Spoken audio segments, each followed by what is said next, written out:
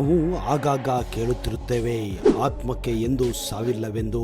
ಆತ್ಮ ಯಾವುದೋ ಒಂದಲ್ಲ ಇನ್ನೊಂದು ರೂಪದಲ್ಲಿ ಅವತಾರವನ್ನ ತಾಳಿ ಪುನರ್ಜನ್ಮವನ್ನ ಪಡೆಯುತ್ತದೆ. ಆದರೆ ಹಿಂದೂ ಪುರಾಣದ ಪ್ರಕಾರ ಕೆಲವರು ಅದೇ ಅವತಾರದಲ್ಲಿ ಅನೇಕ ವರ್ಷಗಳವರೆಗೂ ಕೂಡ ಬದುಕುತ್ತಾರೆ ಎನ್ನುವ ನಂಬಿಕೆ ಈಗಲೂ ಇದೆ. ಅವರನ್ನು ಚಿರಂಜೀವಿ ಎಂದು ಕರೆಯುತ್ತಾರೆ. ಅಂತಹ ಚಿರಂಜೀವಿಗಳಲ್ಲಿ ಈಗಲೂ ಸಹ ಜೀವಂತ ಇರುವ ಭಗವಂತನೇ ಆ ಹನುಮಂತ, ಆ ಆಂಜನೇಯ. ನೀವು ರಾಮನ ಅಂತ್ಯದ ಬಗ್ಗೆ ಕೇಳಿರಬಹುದು, ನೀವು ಕೃಷ್ಣನ ಅಂತ್ಯದ ಬಗ್ಗೆ ಕೇಳಿರಬಹುದು. ಹೌದು, ಆ ದೇವರು ಯಾವಾಗ ಮಾನವ ಅವತಾರವನ್ನು ಪಡೆದು ಭೂಮಿಗೆ ಬರುತ್ತಾನೋ ಅಂತ ಅವತಾರಗಳು ಅಂತ್ಯ ಇದ್ದೇ ಇರುತ್ತದೆ. ಆದರೆ ಯಾವತ್ತಾದರೂ ನೀವು ಆಂಜನೇಯ, ಹನುಮಂತನ ಅಂತ್ಯದ ಬಗ್ಗೆ ಎಲ್ಲಾದರೂ ಕೇಳಿದ್ದೀರಾ? ಕೇಳಲು ಸಾಧ್ಯವೇ ಇಲ್ಲ. ಕಾರಣ ಆ ಆಂಜನೇಯ ಈಗಲೂ ಈ ಭೂಮಿಯ ಮೇಲೆ ಓಡಾಡಿಕೊಂಡು ಇದ್ದಾನೆ, ನಮ್ಮ ಸುತ್ತಮುತ್ತಲೂ ಇದ್ದಾನೆ. ಹೌದು, ಆ ಆಂಜನೇಯ ಈಗಲೂ ಈ ಭೂಮಿ ಮೇಲೆ ಜೀವಂತವಿದ್ದಾನೆ ಅನ್ನುವುದಕ್ಕೆ ಹಲವಾರು ಸಾಕ್ಷಿಗಳು ನಮ್ಮಲ್ಲಿವೆ. ಬನ್ನಿ, ಆ ಎಲ್ಲ ಅಚ್ಚರಿಯ ಮಾಹಿತಿಯನ್ನ ಇವತ್ತಿನ ಈ ವಿಡಿಯೋದಲ್ಲಿ ನಿಮಗೆ ಕೊಡ್ತಾ ಇದ್ದೀನಿ. ಅದಕ್ಕಿಂತ ಮೊದಲು ನೀವು ನಮ್ಮ ಚಾನಲ್ಗೆ ಹೊಸಬರಾಗಿದ್ದರೆ ದಯವಿಟ್ಟು ಈಗಲೇ ಸಬ್ಸ್ಕ್ರೈಬ್ ಮಾಡಿ, ಜೊತೆಗೆ ಬೆಲ್ ಐಕನ್ ಕೂಡ ಪ್ರೆಸ್ ಮಾಡಿ.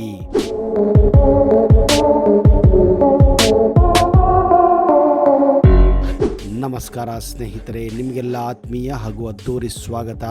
ಹನುಮಂತನ ಗುಡಿ ಇಲ್ಲದ ಊರುಗಳನ್ನ ನಮ್ಮ ದೇಶದಲ್ಲಿ ಕಾಣುವುದು ಕಷ್ಟ. ಊರಿನಲ್ಲಿ ಹನುಮಂತನಿದ್ರೆ ನಾವು ಹೆದರುವುದಿಲ್ಲ, ಅವನು ನಮ್ಮನ್ನು ಕಾಪಾಡುತ್ತಾನೆ ಎನ್ನುವುದು ನಮ್ಮ ಜನರ ಬಲವಾದ ನಂಬಿಕೆ ಇದೆ. ಹನುಮನಿಲ್ಲದ ಹಳ್ಳಿಯೇ ಇಲ್ಲ, ಗಣಪನಿಲ್ಲದ ಗ್ರಾಮವೇ ಇಲ್ಲ ಎಂಬ ಮಾತು ಪ್ರಚಲಿತವಾಗಿದೆ. ದಂತಕಥೆಯ ಪ್ರಕಾರ ಹನುಮಂತನು ಅಮರತ್ವವನ್ನು ಪಡೆದಿದ್ದಾನೆ. ಯಾಕಂದ್ರೆ ಅವನು ಈ ಭೂಮಿ ಮೇಲೆ ಎಲ್ಲಿಯವರೆಗೆ ರಾಮನ ಭಕ್ತರು ಇರುತ್ತಾರೋ, ರಾಮನ ಕಥೆಗಳು ಜನಗಳ ಮನಸ್ಸಿನಲ್ಲಿ ಇರುತ್ತವೆಯೋ ಮತ್ತು ರಾಮನ ಹೆಸರನ್ನು ಜಪಿಸುತ್ತಾರೋ ಅಲ್ಲಿಯವರೆಗೆ ಹನುಮಂತನು ಈ ಭೂಮಿಯ ಮೇಲೆ ಜೀವಂತವಾಗಿ ಇರುತ್ತಾನೆ ಎನ್ನುವ ನಂಬಿಕೆ ಇದೆ. ಆಂಜನೇಯ ಆಂಜನದೇವಿ ಮತ್ತು ವಾನರ ಶ್ರೇಷ್ಠ ಕೇಸರಿಯ ಪುತ್ರ. ವಾಯುದೇವನ ಅನುಗ್ರಹದಿಂದ ಹುಟ್ಟಿದವನು. ಹುಟ್ಟಿನಿಂದಲೇ ಅಪ್ರತಿಮ ಶಕ್ತಿವಂತ. ಹುಟ್ಟುತ್ತಿದ್ದ ಹಾಗೆಯೇ ಸೂರ್ಯನನ್ನು ನೋಡುತ್ತಾನೆ. ಹಣ್ಣೆಂದು ಭ್ರಮಿಸಿ ಅವನನ್ನು ಹಿಡಿಯಬೇಕೆಂದು ಆಕಾಶಕ್ಕೆ ಹಾರುತ್ತಾನೆ. ಅವನ ಶಕ್ತಿಗೆ ಹೆದರಿದ ಇಂದ್ರನು ಅವನನ್ನು ನಿಗ್ರಹಿಸಬೇಕೆಂದು ವಜ್ರಾಯುಧವನ್ನ ಪ್ರಯೋಗಿಸುತ್ತಾನೆ. ಹೀಗಾಗಿ ಆ ವಜ್ರಾಯುಧ ಅವನ ಮುಖಕ್ಕೆ ಬಿದ್ದಾಗ ಹನುಮಂತ ಮೂರ್ಛೆಗೆ ಹೋಗುತ್ತಾನೆ. ಅವನ ಕೆನ್ನೆಯು ವಜ್ರಾಯುಧದ ಹೊಡೆತೆಯಿಂದ ಊದಿಕೊಳ್ಳುತ್ತದೆ. ಹೀಗಾಗಿ ಅವನನ್ನ ಹನುಮಂತ ಎಂದು ಕರೆಯುತ್ತಾರೆ. ಮಗನ ಮೇಲೆ ನಡೆದ ಹಲ್ಲೆಯಿಂದ ವಾಯುದೇವನಿಗೆ ಕೋಪ ಬರುತ್ತದೆ. ಅವನು ಭೂಮಿಯ ಮೇಲಿನ ಚಲನೆಯನ್ನು ನಿಲ್ಲಿಸುತ್ತಾನೆ. ಲೋಕವೇ ಸ್ತಬ್ಧವಾಗಿ ಹೋಗುತ್ತದೆ. ಚರಾಚರ ಪ್ರಾಣಿಗಳು ವಾಯುವಿಲ್ಲದೆ ಜೀವನವನ್ನು ಕಳೆದುಕೊಳ್ಳಲು ಪ್ರಾರಂಭಿಸುತ್ತವೆ. ಆಗ ಬ್ರಹ್ಮನು ವಾಯುವನ್ನ ಸಮಾಧಾನ ಪಡಿಸುತ್ತಾನೆ. ದೇವನ ದೇವತೆಗಳು ಆಂಜನೇಯನಿಗೆ ವರವನ್ನು ನೀಡುತ್ತಾರೆ. ಅಂದಿನಿಂದ ಅವನು ಮಹಾವೀರನಾಗುತ್ತಾನೆ ಹಾಗೂ ಚಿರಂಜೀವಿಯಾಗುತ್ತಾನೆ. ಬಲವು ಬುದ್ಧಿಯು ಅವನ ಸ್ವತ್ತುಗಳಾಗುತ್ತವೆ.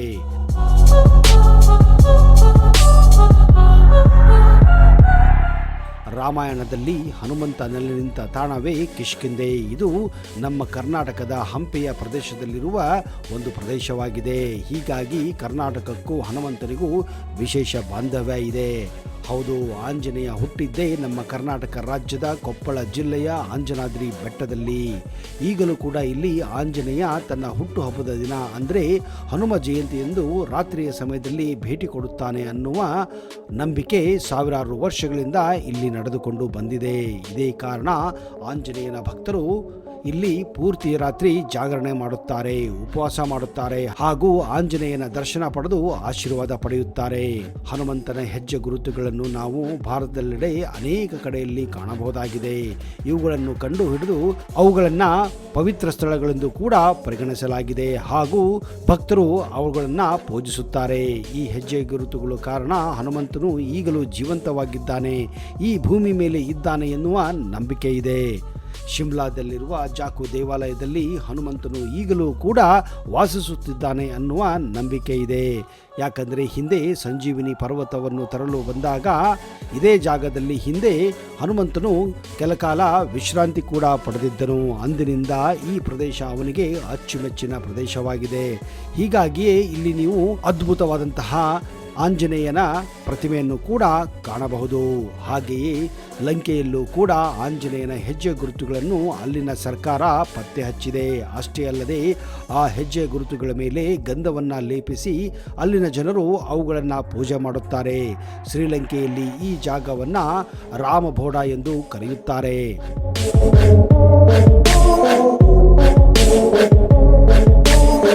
ಕಲಿಯುಗದಲ್ಲಿಯೂ ರಾಮನ ದರ್ಶನವನ್ನು ಪಡೆದಂತಹ ಹಲವಾರು ನಿದರ್ಶನಗಳನ್ನು ನಾವು ಕಾಣಬಹುದು. ಹೌದು, ದೊಡ್ಡ ದೊಡ್ಡ ಪಂಡಿತರು, ಮಹಾನ್ ವ್ಯಕ್ತಿಗಳು ಆಂಜನೇಯನ ದರ್ಶನ ಪಡೆದಿದ್ದಾರೆ ಎನ್ನುವ ನಂಬಿಕೆ ಇದೆ. ಆದರೆ ಕೆಲವೊಬ್ಬರಿಗೆ ಇದು ಭ್ರಮೆ ಇರಬೇಕೆಂದು ಊಹಿಸುತ್ತಾರೆ. ಆದರೆ ಇದು ಸತ್ಯ ಸ್ನೇಹಿತರೆ.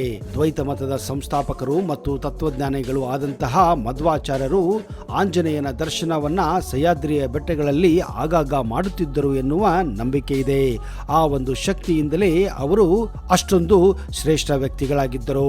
ಹಾಗೆಯೇ ಭಗವಂತನಾದ ಹನುಮಂತನನ್ನು ತುಳಸಿದಾಸರು ಕೂಡ ಭೇಟಿಯಾಗಿದ್ದಾರೆ. ಆದ್ದರಿಂದಲೇ ಹನುಮಂತನ ಸ್ಫೂರ್ತಿಯಿಂದ ತುಳಸಿದಾಸರು ರಾಮಾಯಣವನ್ನ ಬರೆದಿದ್ದಾರೆ. ರಾಘವೇಂದ್ರ ಸ್ವಾಮಿಗಳು, ರಾಮದಾಸರು ಮತ್ತು ಶ್ರೀ ಸತ್ಯ ಸಾಯಿಬಾಬಾ ಇವರೆಲ್ಲರೂ ಹನುಮಂತನ ದರ್ಶನ ಭಾಗ್ಯ ದೊರೆತಿದೆ ಎನ್ನುವ ನಂಬಿಕೆ ಇದೆ. ಒಮ್ಮೆ ಒಂದು ದಿನ ಕುತೂಹಲದಿಂದ ಹನುಮಂತನು ಸೀತಾಮಾತೆಯ ಬಳಿ, ಮಾತೆ, ನೀವು ಹಣೆಗೆ ಕುಂಕುಮ ಹಾಗೂ ಸಿಂಧೂರವನ್ನು ಯಾಕೆ ಇಟ್ಟುಕೊಳ್ಳುತ್ತೀರಾ ಎಂದು ಕೇಳುತ್ತಾನೆ. ಆಗ ಸೀತೆಯು ತನ್ನ ಗಂಡ ಅಂದರೆ ನಿಮ್ಮ ಯಜಮಾನರ ಆಯಸ್ಸು ಹೆಚ್ಚಾಗಲೆಂದು ಪ್ರತ್ಯುತ್ತರವನ್ನ ನೀಡುತ್ತಾಳೆ. ಇದರಿಂದ ಹನುಮಂತನು ಪ್ರಭಾವಿತನಾಗಿ ರಾಮನ ಮೇಲಿನ ಪ್ರೀತಿಯಿಂದ ಸಿಂಧೂರವನ್ನಿಟ್ಟರೆ ತನ್ನ ಸ್ವಾಮಿಗೆ ಸಂತೋಷ ಮತ್ತು ಆಯಸ್ಸು ಹೆಚ್ಚಾಗುತ್ತದೆ ಎಂದು ತಿಳಿದು ತನ್ನ ಸಂಪೂರ್ಣ ದೇಹಕ್ಕೆ ಸಿಂಧೂರವನ್ನ ಹಚ್ಚಿಕೊಳ್ಳುತ್ತಾನೆ.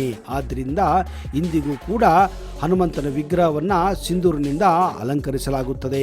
ಯಾವಾಗ ಆಂಜನೇಯನ ಮೂರ್ತಿಗೆ ಸಿಂಧೂರವನ್ನು ಹಚ್ಚುತ್ತಾರೋ ಆ ದಿನ ತಪ್ಪದೆ ಆಂಜನೇಯ ಅಂತಹ ದೇವಸ್ಥಾನಗಳಿಗೆ ಭೇಟಿ ಕೊಡುತ್ತಾನೆ ಎನ್ನುವ ವಾಡಿಕೆ ತುಂಬಾ ದಿನದಿಂದ ಚಾಲ್ತಿಯಲ್ಲಿದೆ.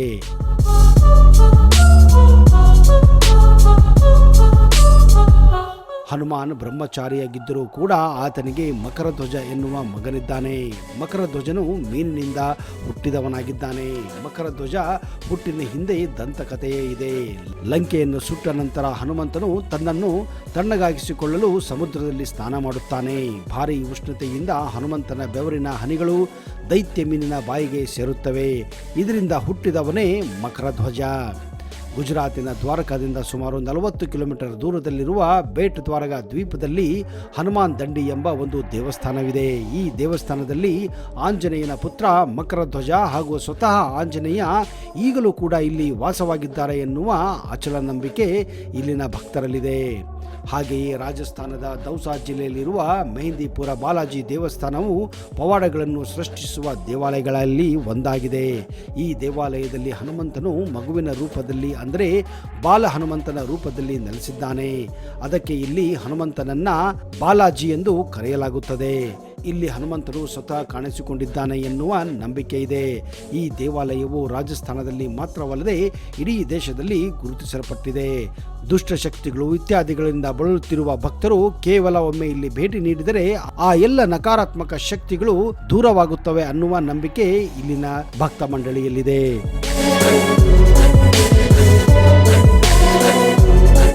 ಸ್ನೇಹಿತರೆ, ನಿಮಗೇನಾದರೂ ಅವಕಾಶ ಸಿಕ್ಕರೆ ಈ ಎಲ್ಲ ದೇವಸ್ಥಾನಗಳಿಗೆ ಹಾಗೂ ಈ ಎಲ್ಲ ಪ್ರದೇಶಗಳಿಗೆ ಭೇಟಿ ಕೊಟ್ಟು ನೀವು ಕೂಡ ಪುನೀತರಾಗಬಹುದು.